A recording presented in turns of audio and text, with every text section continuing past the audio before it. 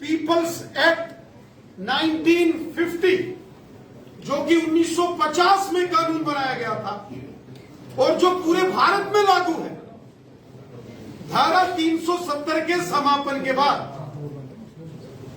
यह the representation of people's act 1950 अब जम्मू कश्मीर में भी लागू हो चुका है और जम्मू कश्मीर के अंदर रहने वाला हर वह व्यक्ति जो पिछले कई वर्षों से यहां रह रहा है और जिनकी आयु 18 साल से ऊपर जा चुकी है, वो अपना वोट मतदाता सूचियों में रजिस्टर्ड कर सकते हैं।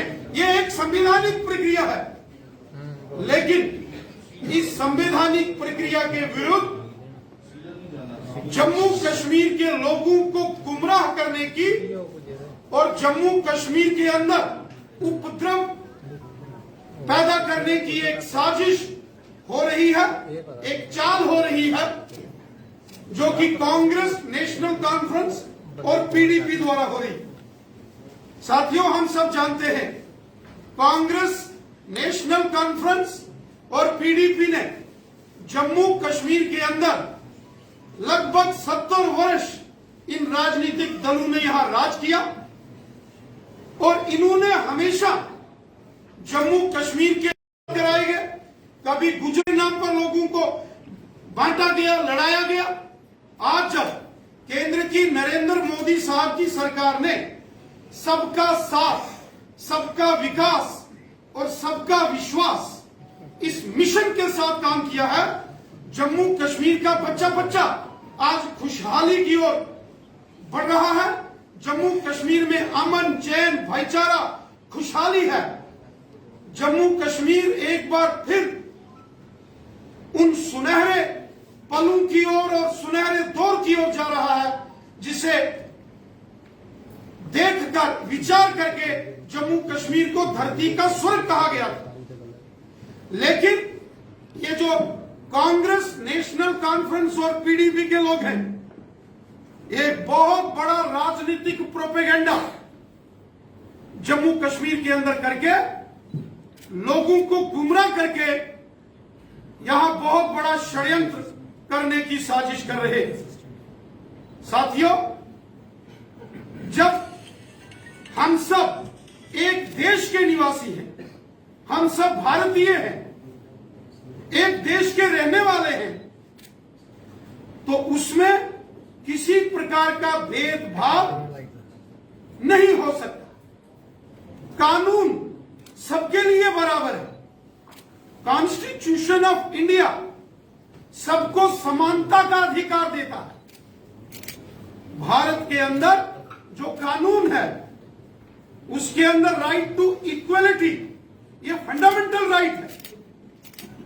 जम्मू कश्मीर से बहुत सारे ऐसे लोग हैं जो दिल्ली में, जो पुणे में, बेंगलोर में, गुड़गांव में, नोएडा में जाके सेटल हुए और वो पिछले कई सालों से उन्हीं राज्यों में रह रहे हैं और उन्होंने जम्मू कश्मीर के अंदर अपना वोट सरेंडर करके जहां वो रह रहे हैं वहां अपना वोट बनाया। तो कोई हंगामा नहीं हुआ, उनको किसी ने नॉन लोकल्स नहीं कहा। जम्मू कश्मीर के पूर्व मुख्यमंत्री, हमारे देश के पूर्व गृह मंत्री श्री मुफ्ती मोहम्मद सैयद साहब, जो सत्ता सुख के लिए चुनावों के दौरान बाइकआउट की राजनीति करके केवल 8 या 10% मतदान करवाकर सत्ता में जाके सुख भोगते हैं, आज जब जम्मू कश्मीर के अंदर सबका साथ, सबका विकास और सबका विश्वास इस मिशन के साथ काम हो रहा है, तो ऐसे नेताओं को तकलीफ हो रही है। 70 साल जम्मू कश्मीर के अंदर गुज्जर बकरवाल लोगों के अधिकारों का हनन हुआ है। 70 साल यहां पहाड़ी कबीले के बच्चों के अधिकार छीने गए कांग्रेस पार्टी, नेशनल कॉन्फ्रेंस और पीडीपी के इन साजिशों से अच्छे तरीके से परिचित है, अच्छे तरीके से वो जानते हैं कि ये हमेशा प्रोपेगेंडा और साजिश करके, हालात खराब करके लाशों पर राजनीति करते हैं। कांग्रेस, नेशनल कॉन्फ्रेंस और पीडीपी ये चाहते हैं कि जम्मू कश्मीर को लहूलुहान किया जाए, यहां लाशें गिरे और उसके बाद उन लाशों के ऊपर ये सियासतदान यहां राजनीति करें। इनके इस साजिश के इस प्रोपेगेंडे को किसी सूरत में नहीं चलने देंगे। जम्मू कश्मीर की जनता अच्छे तरीके से समझती है कि नेशनल कॉन्फ्रेंस, कांग्रेस और पीडीपी का काम रहा है जम्मू कश्मीर में जहर खोलकर पाकिस्तान, अलगाववाद और आतंकवाद के दम पर उनके सहारे यहां ये लोग राजनीति करते हैं। ये तोड़ने वाली राजनीति अब नहीं चलेगी। ये वो लोग हैं, कांग्रेस, नेशनल कॉन्फ्रेंस और पीडीपी के लोग, जो ये कहते थे कि धारा 370 के बाद जम्मू कश्मीर में कोई तिरंगा उठाने वाला नहीं मिलेगा। ये यहां के हुक्मरान एनसी, कांग्रेस और पीडीपी के लोग बयान देते थे, लेकिन जिस तरीके से आजादी का अमृत महोत्सव और हर घर तिरंगा अभियान पूरे जम्मू कश्मीर में मनाया गया, विशेषकर कश्मीर घाटी में जिस प्रकार से आजादी का अमृत महोत्सव और हर घर तिरंगा अभियान हमारे देश के आजादी के 75 वर्ष पूरे होने पर जो जश्न आजादी कश्मीर के लाल चौक से लेकर कश्मीर के गांव गांव तक मनाया गया।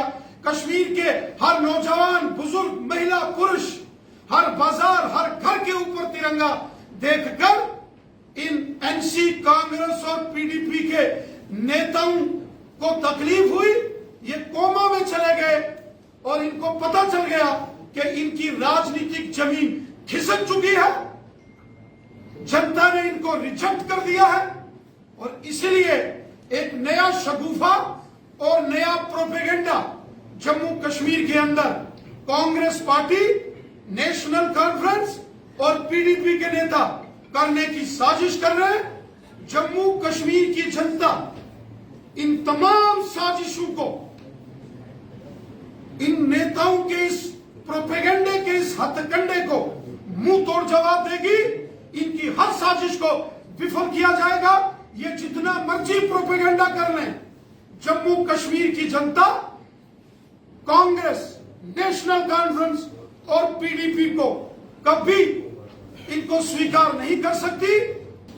लोकतांत्रिक प्रक्रियाओं को, व्यवस्थाओं को सुनिश्चित करता है कानून, हमारा संविधान। और हमारे संविधान में द कॉन्स्टिट्यूशन ऑफ इंडिया में the representation of people's act 1950 है, जो 1950 में लागू किया गया। और वो ये कहता है कि हर एक भारतीय नागरिक को 18 वर्ष आयु पूरी होने पर मतदान में भाग लेने का अधिकार है। उसके लिए वोटर लिस्ट में अपना नाम रजिस्टर्ड कराने का अधिकार है। तो ये अधिकार भारत के संविधान ने हर एक नागरिक को दिया है। ये कोई नया कानून नहीं लाया।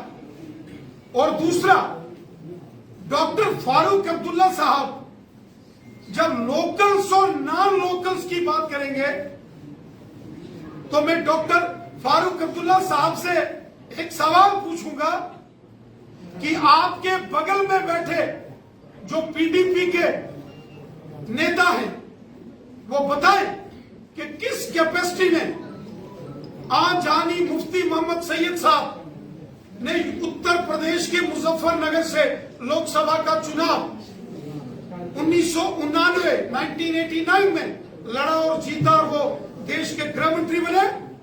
और डॉक्टर फारूक अब्दुल्ला साहब ये भी बताएं कि किस कैपेसिटी में श्री गुलाम नबी आजाद साहब महाराष्ट्र से लोकसभा का चुनाव लड़कर जीत कर आते थे और केंद्रीय मंत्री बनते थे, तब उनको वहां किसी ने नहीं कहा कि ये लोकल है कि नॉन लोकल है।